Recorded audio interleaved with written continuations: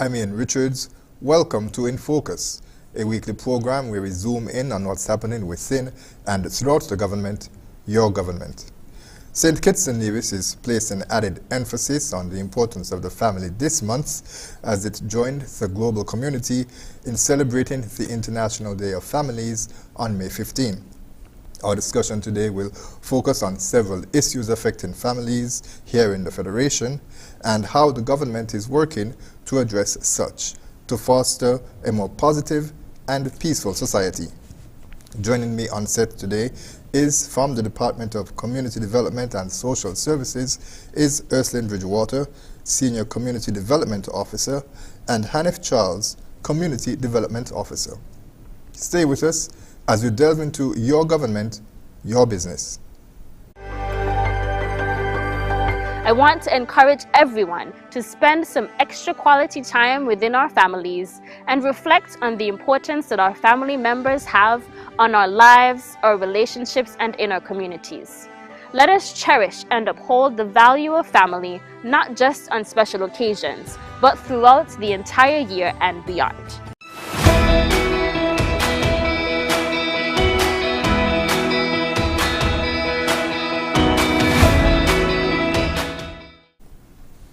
Welcome back to InFocus, and you would have just heard the voice, or those who are watching online or on live TV, Minister of State, the Honorable Erslyn Phillip, and it was an excerpt from her remarks for International Day of Families, as we mentioned at the top, which was celebrated on May 15th. Now join me in welcoming Mr. Erslyn Bridgewater and Mr. Haniff Charles to the program. Welcome. Thank you for having us. All right. So, Ms. Bridgewater, perhaps we can start with you. If you would just expound a bit on the role that you and Mr. Charles play in the department. As we established earlier, you're the Senior Community Development Officer. Mr. Charles is a Community Development Officer.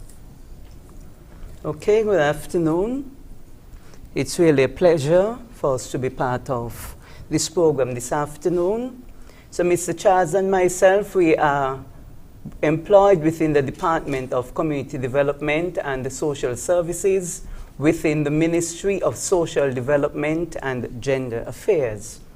Community development for our purpose is defined as the creation of an enabling environment which allows for active participation of community members in the identification, formulation, implementation, and monitoring of their own development solutions.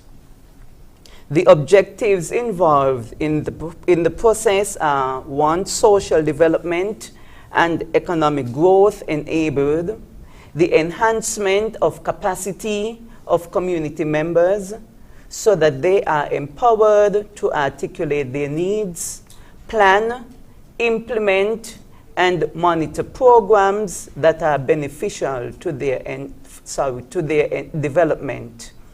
Interagency collaboration and partnerships between government, non-government, donor agencies, and other service agencies. Sustainable development through community ownership of programs which facilitate their own development.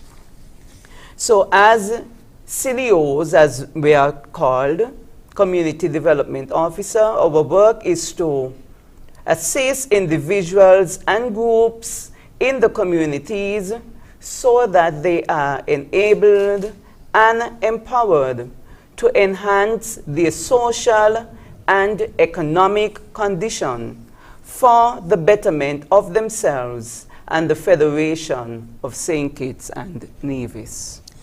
Now, we established at the beginning, of course, that St. Kitts and Nevis is currently celebrating International Day of the Families. And although it happened on May 15th, there are activities that would span actually up until June. So a question would be essentially, what is a family here? Because, of course, there are some persons who consider families to be persons who you are related to.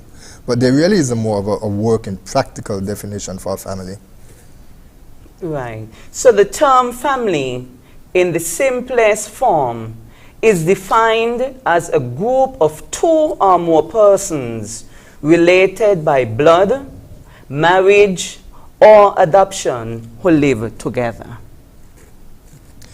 And can you give us a sense of the type of families here in St. Kitts and Nevis? What do you typically find? Okay, so here in St. Kitts we have different types of families. The most notable one is the nuclear family, which is also known as the traditional family type, which consists of two parents, usually married or common law, and their children. Nuclear families typically have one or more children. They may be biological or adopted, but the main idea is that the parents are raising their children together in the family home. Another type of family is the single parent family, which consists of one parent with one or more children. In these cases, the parent either never married, widowed, or divorced. Then we have the extended family, families with two or more adults who are related through blood or marriage, usually along with children.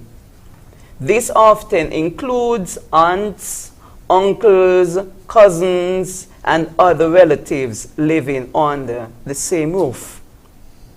We also have the childless family. Childless families are families with two partners who cannot have or don't want children. Then we have the step family. Of step families when two separate families merge into one. This can go several different ways, like two divorced parents with one or more children blending families, or one divorced parent with children marrying someone who has never been married and has no children. Then we also have the grandparent family. A grandparent family is when one or more grandparent is raising their grandchild or grandchildren. Which one would you say, based on your experience working with families in the communities here? Mr. Charles, of course, feel free to jump in, would be a typical family. What do you think is the most representative one here in St. Kitts and Nevis? Well, dealing with the preliminary reports from the last population and housing census, it was reported that most of the nation's households are headed by single parent families. Mm-hmm. And how do you think, Mr. Charles, that affects the department's programming and the design of that? Right, so having that information in terms of the structure of the families here in St. Kitts and Nevis, that is critical information to have, as it actually would guide how we would work as community development officers, because we do intervene in the communities. It determines how we would work with that particular group of persons, the family. Mm-hmm. And so what particular challenges would you say that the single family represents as opposed to, say, a nuclear family? All right, so when you look at the nuclear family, as Mrs. Bridgewater would have indicated, you have two parents in the household and you have the children. And in that, you can look at the economic aspect of it, in that you have two incomes. In most cases, you would have two incomes coming in to sustain the family. The family has a better structure, a better standing when it comes to the economic aspect of it, as opposed to the single family, where there's, of course, one single income coming in. It's a little bit more difficult to manage the family and to provide for the family in that instance. So that is one of the major challenges. Of course, there are others as it relates to the emotional well-being of the family through the loss or the absence, rather, of the other parent. There are other aspects that we can look at, but primarily when you look at our conversations or interactions with the families in the communities, that is one of the major challenges. And the response of the department for those type of challenges in terms of a single parent and the others who maybe seem more to be at risk, there's more engagement from the department on that end? Of course. And it's a very interesting approach that we have, right? So from our end, from the department end, we of course strive to strengthen the family. So where there are issues in the family, we try to provide interventions for those. one of the major interventions would be our social protection programs, where in cases where the family is unable to provide, as I mentioned, the economic challenges that exist in the family, there is the LIFT program. There is also the food voucher program. Of course, there are other challenges that do arise in the family. You might have a death, or you might have medical interventions that you have to look for, and those can be very costly. So we do have the medical assistance that we provide, as well as the burial assistance. From a community development officer standpoint, our primary focus is to go out into the communities again and find out what the problems are. From doing that, we create what is called a needs assessment, a community needs assessment, where we list all of the challenges. And of course, because community development is a bottom-up approach, we engage the community, we empower the community residents to find a solution for these problems. Now, the social protection programs that you mentioned, I just want to be clear. They're not only accessible to families that are single-headed by single parents. Those are families who are raised by their grandchildren or childless families. The protection is available across the board for persons once they qualify. Absolutely, yes. Of course. There is no exclusion of any family. There is a criteria that is set by the social services unit, and once they engage with the intake officer and the social service assistance officers, they can proceed with their application and determine their eligibility to get the assistance.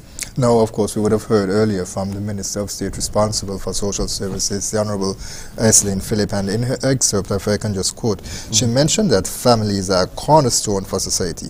Can you break down how this works? Okay, but for me, my opinion, my understanding of that, we have to understand that the family is an institution. It's the basic unit of our society, and especially the primary social agent in terms of socialization. So the cornerstone, when we think of the cornerstone, we think of it as the most important stone in a structure, in a foundation. It is the foundation of any structure. So in terms of reproduction, in terms of actually creating society, we can think of the family as an important structure in actually producing humans for society. But then when we look a little bit further in terms of the social aspect of things, the family is responsible for transmitting our values, transmitting the culture, transmitting morals and beliefs into the children, instilling those values, and of course passing that on through generations. Interesting that you mentioned in terms of producing the population, of course. The Prime Minister recently mentioned that there seems to be a decline in St. Kitts and Nevis in terms of the population. Your thoughts there? Any feedback?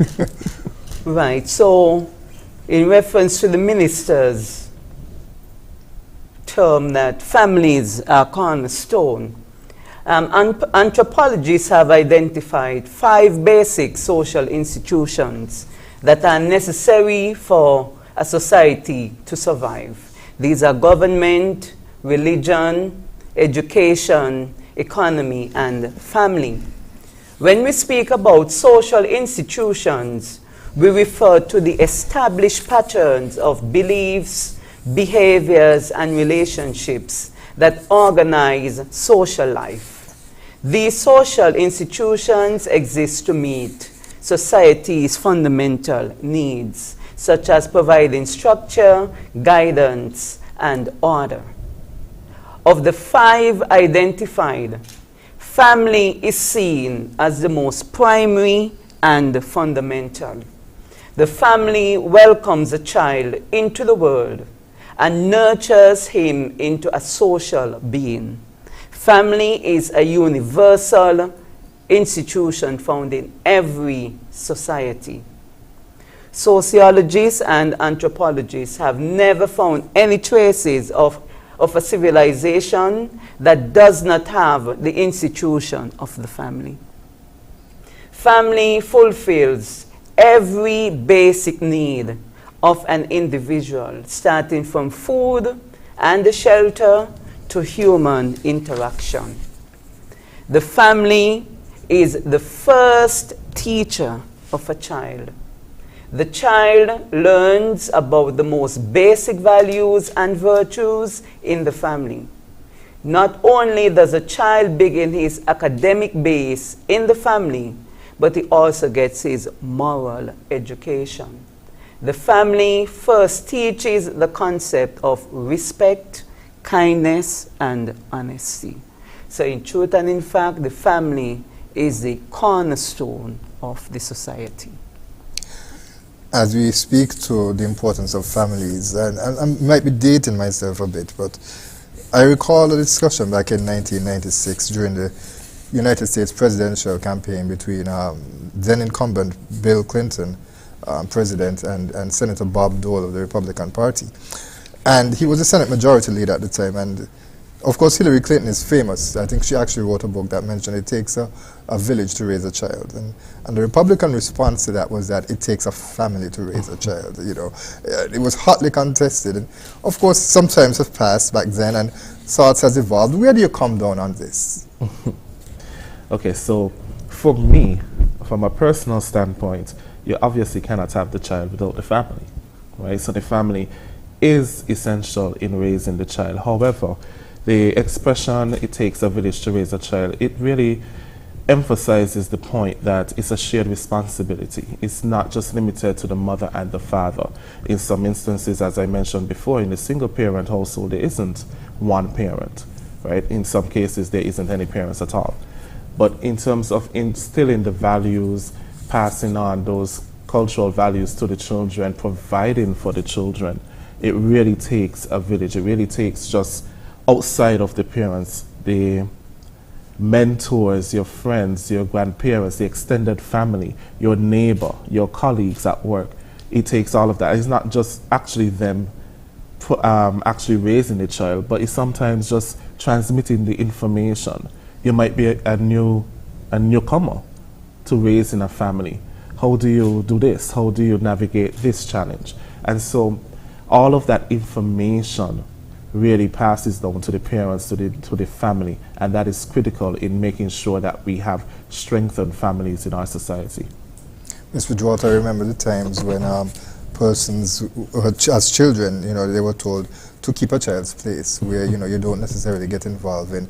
If your mother isn't talking to somebody else's mother, you don't get involved in that. And that is all a part of the village concept.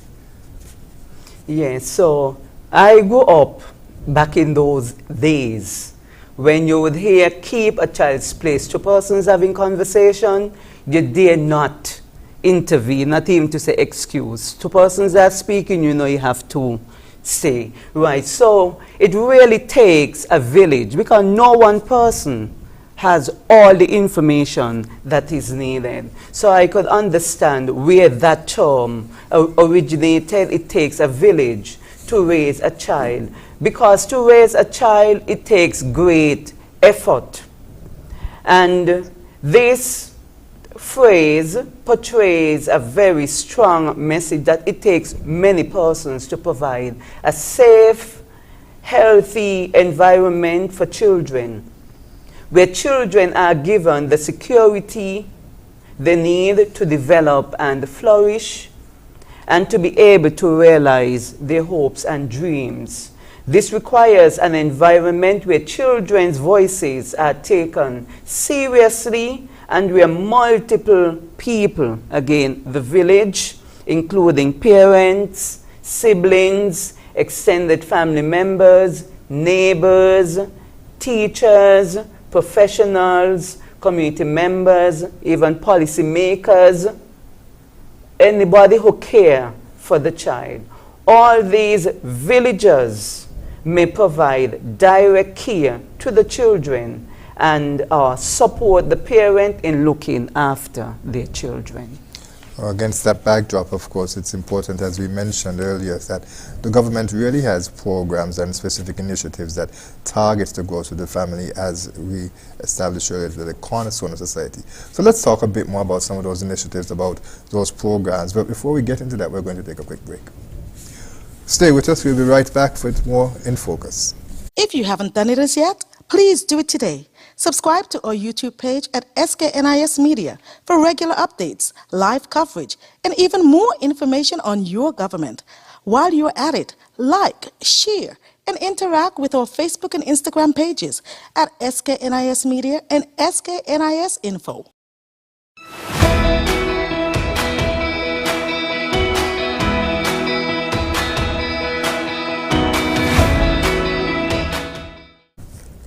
Welcome back to InFocus. We continue our discussion with Ms. Erslyn Bridgewater and Mr. Haniff Charles of the Department of Community Development and Social Services, and we're discussing families and the importance of developing families and strengthening families here in St. Kitts and Nevis. And so we left off where we talked about the importance of the government really strengthening families and some of the initiatives and the programs that are used to do that. What can you tell us about that? Yes, so just before we took the break, we spoke about the village that is needed to support the family. Now, I am not a parent, but I know that I am a part of someone's village because of the support that I provide to that family. And we can also look at it in terms of how much time our children spend away from the household, right? The child is with the teacher, for example, 8 hours of the day. That's a third of the day. So it is important that we have programs that would not only sustain the family and strengthen the family, but also bring all of the moving parts of the village together. So as a department, community development, we ensure that the structures are in place to improve the conditions of the community and, of course, to strengthen the family. And we look at different areas. It might include the emotional well-being, the physical or the health, the financial, the occupational, or even the spiritual, all aspects of development. For us, we look at community-based projects. So as I explained earlier, based upon the community needs assessment, we identify what are the issues in the community, what categories they fall under, and from that we are able to implement community-based projects or programs. And these would help to address these issues, of course, with the assistance of the community residents, right? Some of the areas or some of the initiatives that we have undertaken or what we look at would include family planning, parenting seminars. Of course, this would stem from conversations held with the schools based on different behavioral issues they might have indicated, and from that we would do the parenting seminars with the parents at the school. We usually intervene from a PTA level, and then we do, if we need to branch out into doing a community project, then we will do that. Before you move on, you skipped over family planning, and I realized Ms. Bridgewater sort of dodged my question in terms of, you know, the implications of fall in population here in St. Kitts and Nevis. Yes, well, you know, I'm not from that generation where parents were getting 8 and 9 children, but I can understand now with the economic challenges and of course the changes in how we socialize. I can understand where parents are now getting less children, you know, to suit their pockets, right? But it is also important because we recognize from a social protection standpoint that the more children you have, the less income you have, the more vulnerable you become. So it is important as a intervention tool to implement family planning. Okay. What else? Yes. So the family planning, the parenting seminars, we also do the skills training, and of course this is of course to ensure that there's some level of economic or financial stability within the household. So there's skills training, there's also the financial management when it comes to the budgeting. Now, children, family, very costly, right? Feeding your children, paying your house utility bills, all of that, managing the household is very expensive. So we want to ensure that the clients, the persons in the communities, they're able to budget properly, and that's on the financial management. Skills training, is that soft skills? Is that technical skills? What type of skills are you referring to? It can refer to all of them, the soft skills, the technical skills, skills that can align you in a better position, especially when it comes to your occupational well-being. Yes. And in terms of the soft skills now, of course, that would be like the discipline, time management. Those are the kind of things, especially teamwork, if you have a number of children in the home. Those are the kind of things that are important to help to ensure that children are not really taken advantage of in terms of they understand their responsibilities to, as I say, to remain peaceful, to have a good moral structure that would help to avoid some of the challenges that one can argue that we are facing today. Yes, one of the sessions that I collaborated with a community-based organization recently would have been on conflict resolution and discipline in the household. You know, some persons are from the school of thought that you should spare the rod and spoil the child. Some persons believe in corporal punishment. Some people believe in talking to the child. You know, so whatever suits the family, we are able to adapt and to offer the training that is needed in that through that seminar, through that session, right? Right. So, in addition to what Mr. Charles would have shared, because our ministry is comprised of different departments, what we do not do in community development and social services, we would see that a department like gender affairs would bring on board the hard training, where we would find a woman being trained in things like plumbing, mechanic, electricity, and so forth.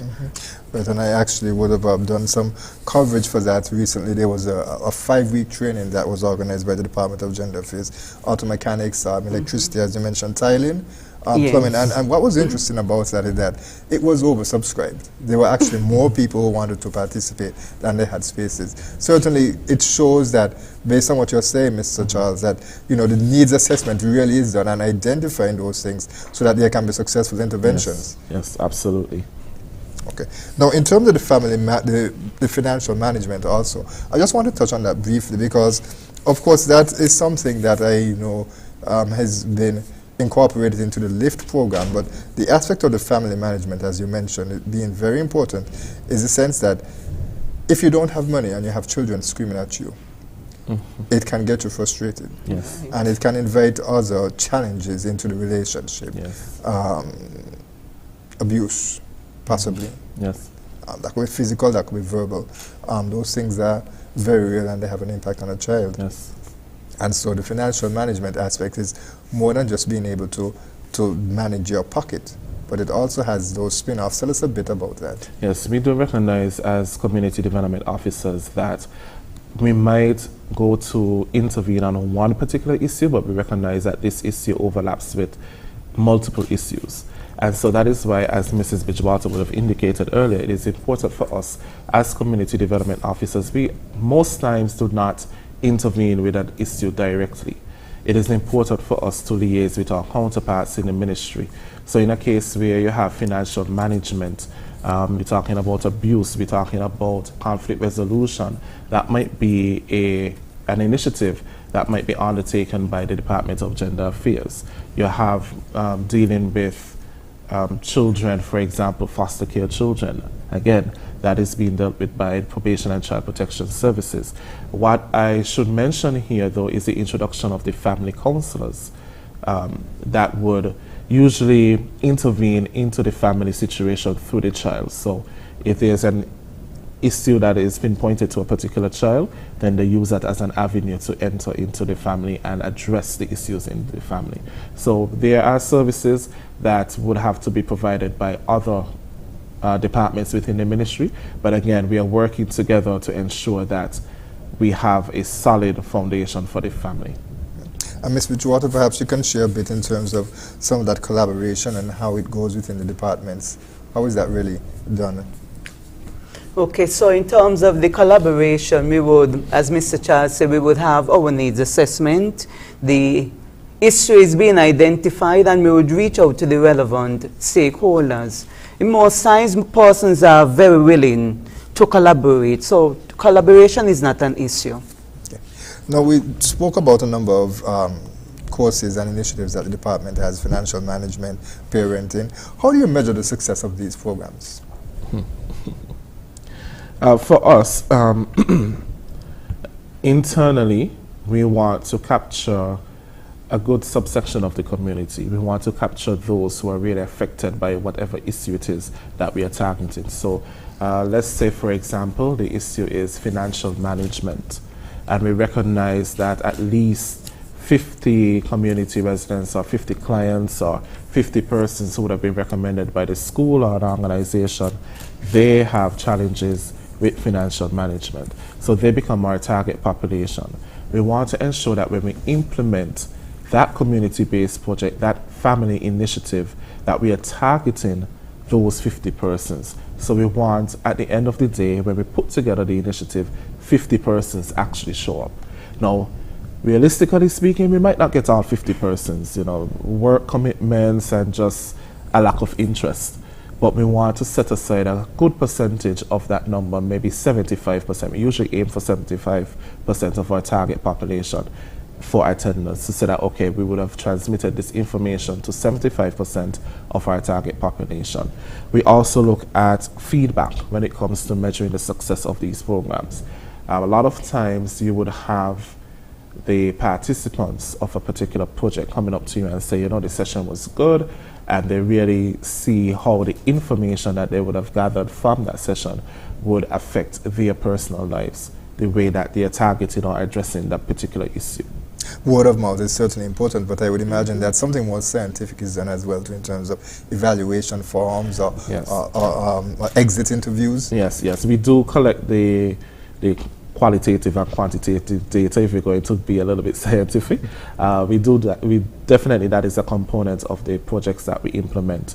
However, that aspect of the monitoring and evaluation is undertaken by another unit within the ministry. Right, so that is where the collaboration comes in. Yes. And as we speak to collaboration now, let's expand it a bit, because of course we're talking about collaboration within the ministry itself, but we want to talk a bit more about the collaboration that the department has with, say, other ministries, the Department of Education, say the Ministry of Health, and also any non-governmental organizations, private sector agencies. I know that Family Month, as we would have established, that there's a number of activities that were held, and we'll talk about that a bit later on. But talk to us a bit about the collaboration between other government agencies, non-governmental agencies, and also the private sector, where that is. Yes. So as I mentioned earlier, community development is not a process where we go and we fix things. If something needs to be screwed in, we don't go with the screwdriver to screw it in.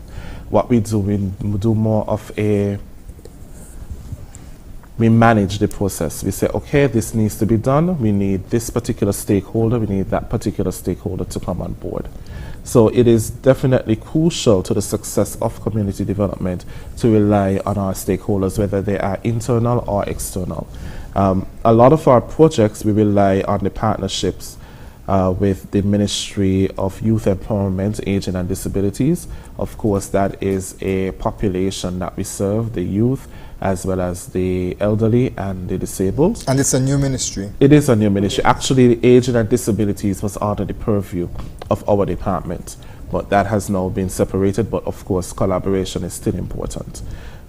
That is that ministry. Of course, we have health. We do have a lot of the medical cases affecting families, and we do a lot of collaboration with the Ministry of Health to ensure that there is that medical intervention. There is also the Ministry of Small Business and Entrepreneurship. I'm not sure if I'm saying that title correctly, but the Small Business and Entrepreneurship Ministry, of course, when we are looking at strengthening the occupational well-being of the families, of course, we have to refer them to either the Ministry of Employment and Labor or the Ministry of Small Business and Entrepreneurship, because at the end of the day, it is our goal to ensure that there's some level or some stream of income going into the family to sustain the family. So that is one of our key partners when we do our projects. We also look at the Ministry of Education when we talk about skills training and other sorts of training. We definitely look towards partnering with the Ministry of Education to assist us with that. And of course, outside of the public sector, we of course engage our community-based organizations and our non-governmental organizations, those that are registered with the department and those that might not be registered with the department. Of course, we do encourage them to register as a community-based organization. But what is crucial to our success is the implementation of the projects, those projects that these CBOs and NGOs, they do on a yearly basis or a periodic basis. A lot of those projects might include food drives. Just giving an example, you have a food drive or food packaging initiative. Now, as a department, we do provide a food voucher, but in some cases, there are families that have extenuating circumstances, and what we provide might not be doing as much as we would like it to do. And so those persons might be recommended for the food packaging initiative that a community-based organization is undertaking. Then you have circumstances where a family might come to the department and they apply for a particular assistance, the food voucher, and for whatever reason they do not meet the criteria, they're not eligible for the assistance. What is happening now is that because the community-based organization has this program in place, we can say, okay, unfortunately you will not be able to get the assistance from the department, but we can possibly recommend you to this program that is being hosted by a community-based organization. Okay, so following what Mr. Charles just shared, our officers normally engage in community mapping exercises. And explain what gets going. Right, so they will choose a specific community and try to identify as many assets as possible within the particular community. So when they go, they're expected to take note of the number of shops, the shopkeepers, the nurses, the different health institutions within the communities, the number of churches, and for each church they are expected to get the name of the pastor, contact number, and that sort of information. The educational facilities within the school, within the communities as well, whether primary, secondary, even down to the daycares, both private and public.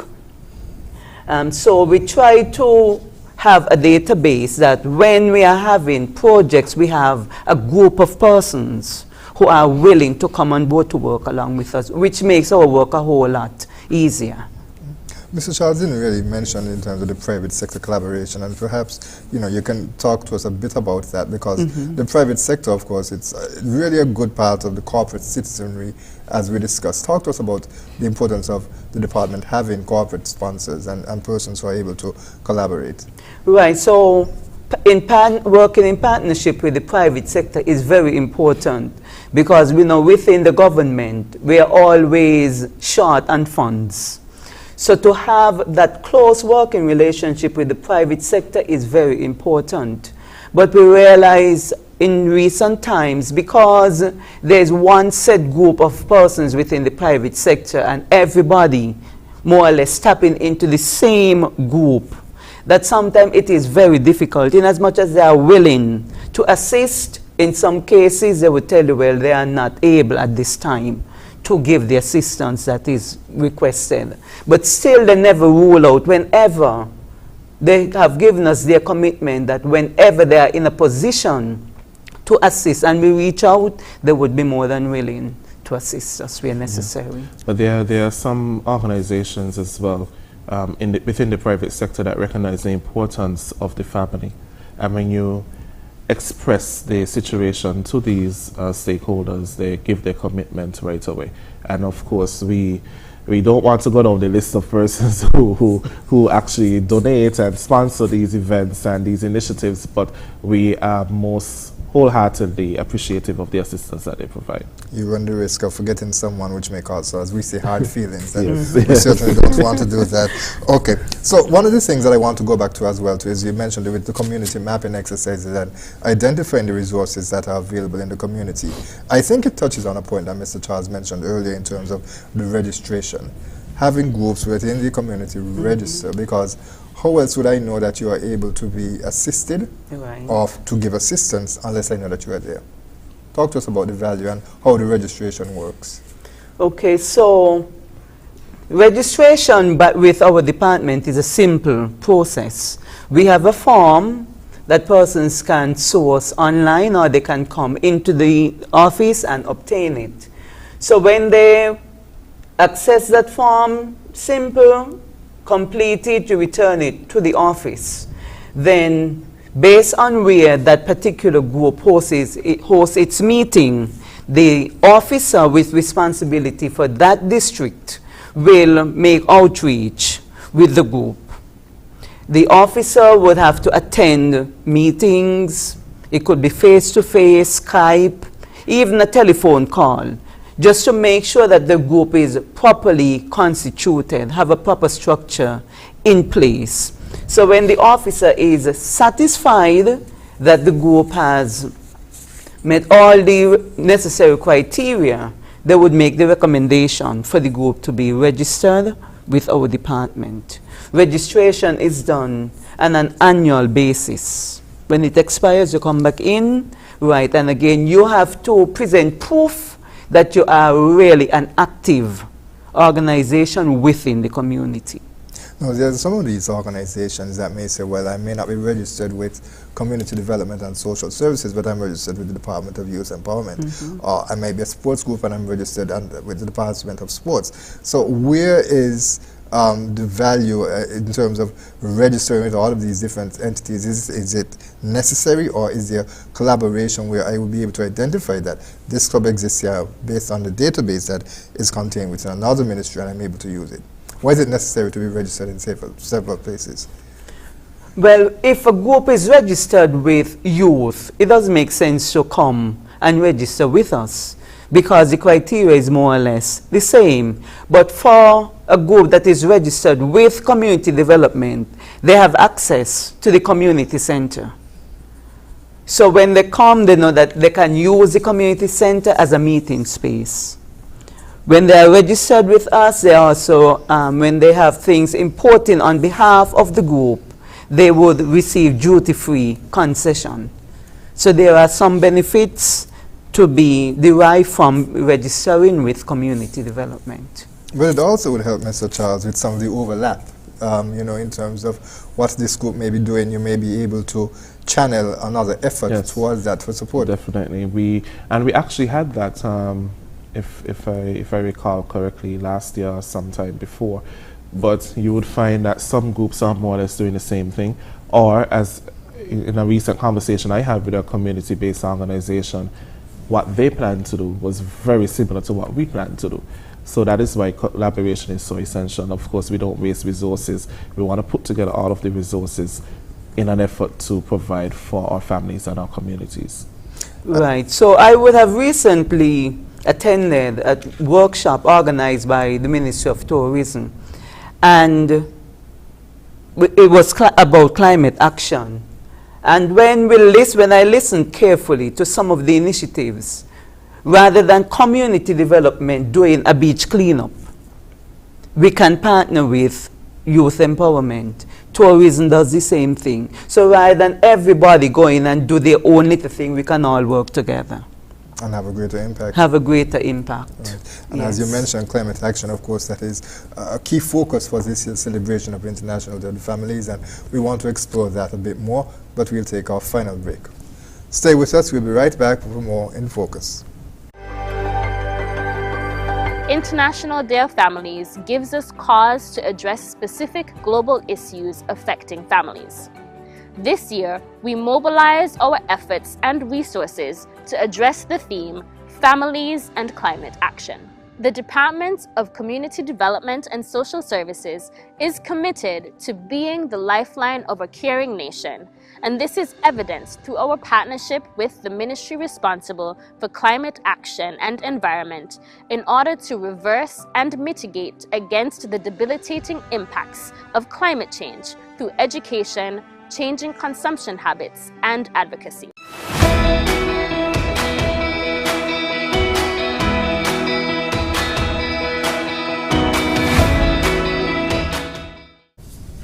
Welcome back to In Focus. We continue our discussion with Ms. Erslyn Bridgewater and Mr. Haniff Charles of the Department of Community Development and Social Services. And as mentioned, of course, International Day of the Families, and persons again who are either watching or listening would have just heard from the Minister of State responsible for the department that you hear talk about the importance of climate action, which is the theme for International Day of the Families, which was observed on May 15. But let's go back a bit in terms of the International Day of the Families. Now, why is it so important that St. Kitts and Nevis celebrates this occasion?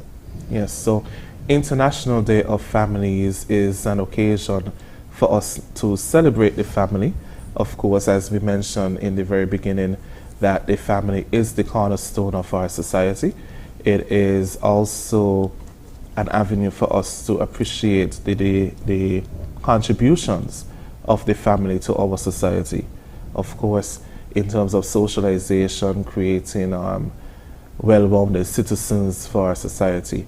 But it also gives us cause to highlight and emphasize some of the global issues that affect the families.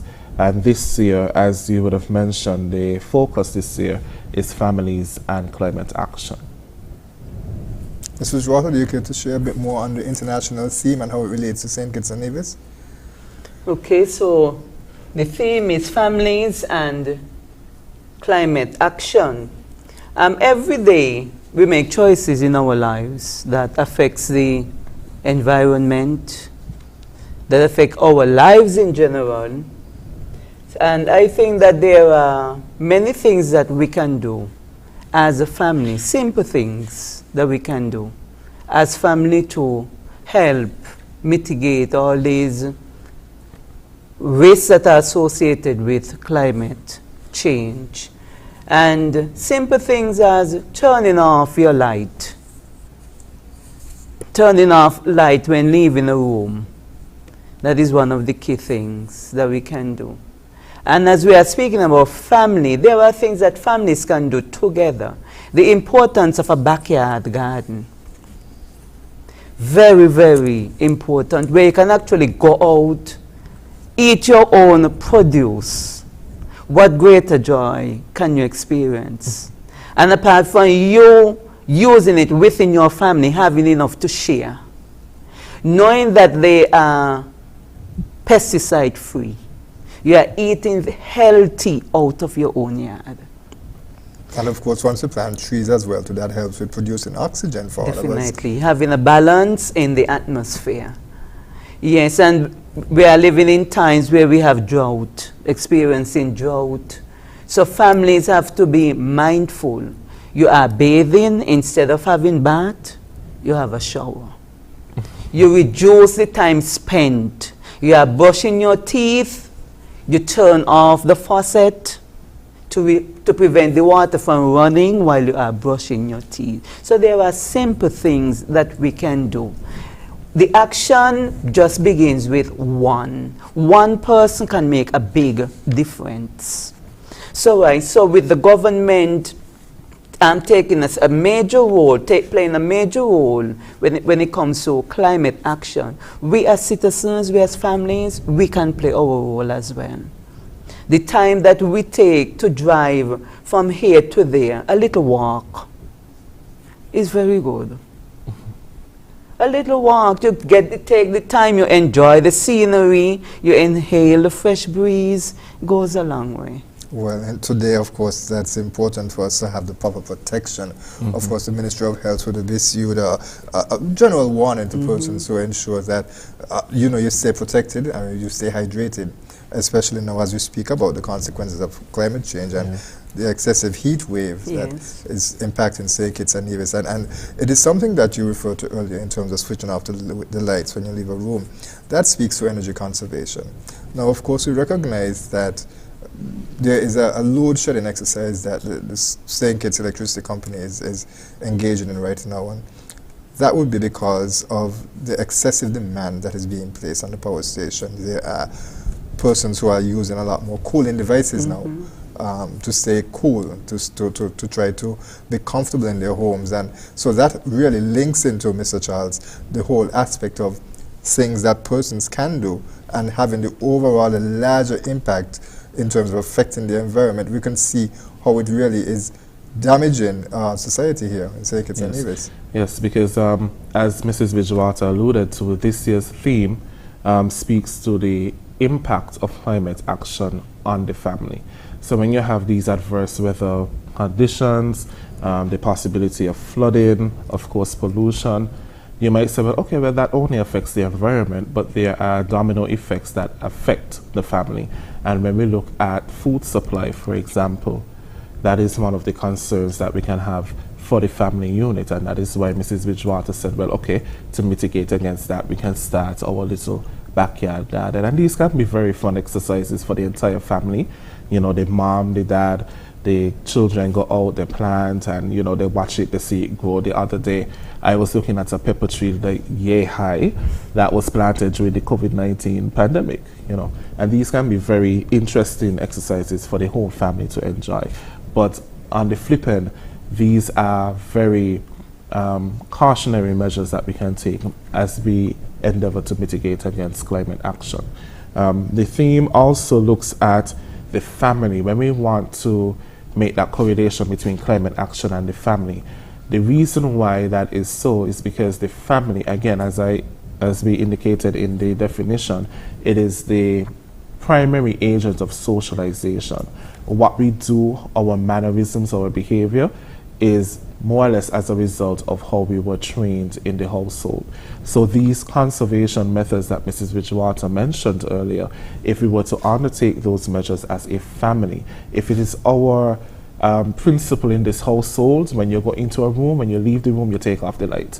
When you're brushing your teeth, you run the water and then you turn off the tap while you're brushing your teeth. Those simple exercises, if those are developed and maintained in the household, then they are taken outside of the household into our workspaces, into business places, elsewhere. And on a national level, these small steps can actually add up to us mitigating against climate action. Because what is the point of having a family park at New Road if children are unable to come out and play because it's too hot?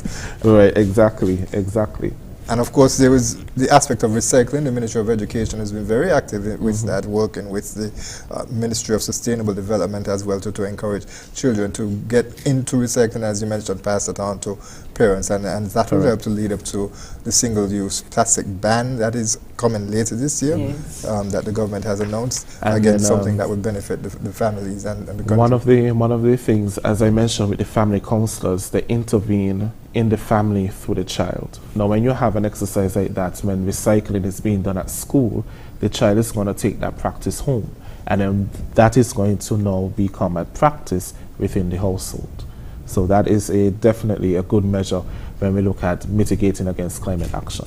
We have just about 6 minutes left, and of course there are a number of activities that would have been held to celebrate International Day of the Families, and some of them are already gone. So just tell us a bit about what was done. Yes. Majority of the events are actually gone because we had to shift some of the dates.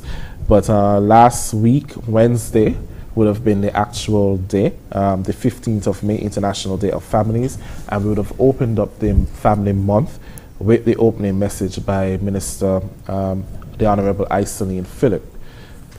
After the actual International Day of Families, we would have had the Family Outdoor Movie Night, which was held at the St. Paul's Primary School. Every year we try to host a family movie night in different locations. Last year was at the Bronte Welsh Primary School, and the year before was at the Joshua Obadiah Williams Primary School. That was a successful event. We are grateful for the turnout that we had in the St. Paul's community. It was very much so appreciated. One of the things I want to pinpoint here is that while we had our little concession stand, we had food items on sale, it was not for us to profit, but rather to donate the proceeds from that event to a vulnerable family in the community, in that same community. And that is the intention that we have with the Family Outdoor Movie Night. Once we make any monies, we will donate it to a vulnerable family. And the persons who attended, they were aware of this? Yes. So they're helping their neighbors, so to speak? Yes. Right. And we hope that now that we are communicating it again, that next year when we choose a community, we'll have full support from that community. After the movie night last week, Friday, on Saturday, we partnered with the Connery Football Club, and they hosted their family potluck at the Bummers Park in Connery, and by all feedback, it was a resounding success. And this is what we alluded to earlier in terms of collaboration. We can't do it on our own. So when we have these initiatives, we reach out to our community-based organizations, of course, to host these events as well. On Sunday, Sunday, the 19th of May, we had our Family Sunday. We were graciously welcomed at the People's Evangelistic Center by Pastor Matthew and his congregation, and we worshipped there. We had a wonderful time, right, Mrs. Bridgewater? Yes, we did. We certainly had a wonderful time there. And as we moved into the Whit Monday holiday, what we recognized is that other institutions, other churches, and community-based organizations had their own family events. So whether it was going to the beach, or they have a little picnic or a get-together, we recognize that a lot of that was happening over the weekend. And of course, we encourage that and we welcome that, as it is Family Month.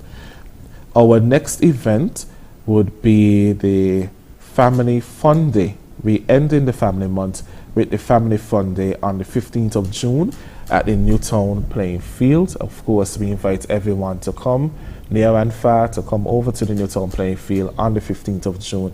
Lots of games, lots of entertainment, lots of food will be there on sale. And again, I'm just going to plug it in that, yes, the proceeds from this event will also go to a vulnerable family. Okay, so as we prepare to wrap up now, I just want to speak to us a bit about any new policies or any new programs, because as we mentioned earlier, the International Day of Families gives an opportunity to focus attention on the various issues that affect families. And of course, as we established, climate change and climate action was the focus this year. So is there any new policy, any new initiatives that the department is looking for to work through the minister to the cabinet to help to address the issue of climate change and the impact and the implication that it is having on families, or possibly will have, because of course the experts predict that things are going to get worse? Okay.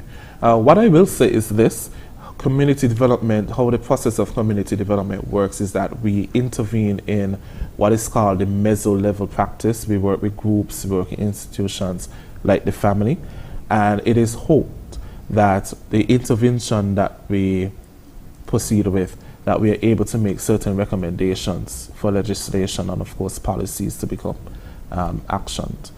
But as it relates to climate action, we can see right now we have the recycling project, we have other initiatives that are taking place, and it is hoped that the Climate Action Unit, which we are partnering with, of course, for this year's celebration of Family Month, we are hoping that certain steps can be taken to introducing those legislation if they have not been implemented already, and the policies. And we can see that with the introduction of the no plastic coming soon. From our end, as community development officers, of course, again, we recognize the different issues in the society affecting families, of course.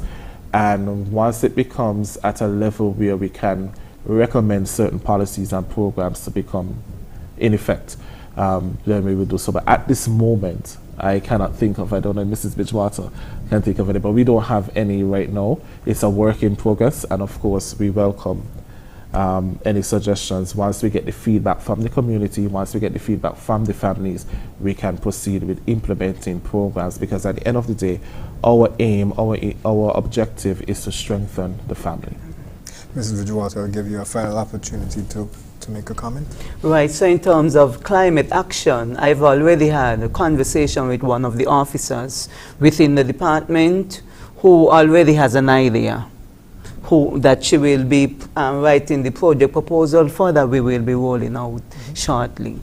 Okay. Any final comments, any message to families that you'd like to leave us with? Right, so I take this opportunity. International Day of Families has passed, but every day is an opportunity for us to make a difference, enjoy the company of each other, see how best we can work together as families to make St. Kitts and Nevis a safer place to live in, to work in, and enjoy to the maximum.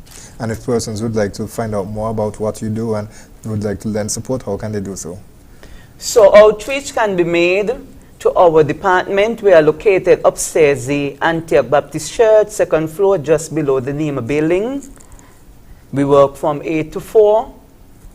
Our extension 467-2673, or you can contact us online at cdss@gov.kn.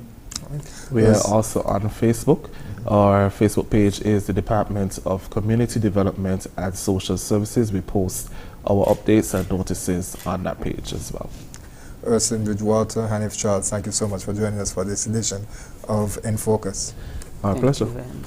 We'd like to thank you, viewers and listeners, for being with us this week. We trust that you will join us next week for another edition at the same place at the same time. For now, I'm Ian Richards. That I said online. InFocus, your government, your business.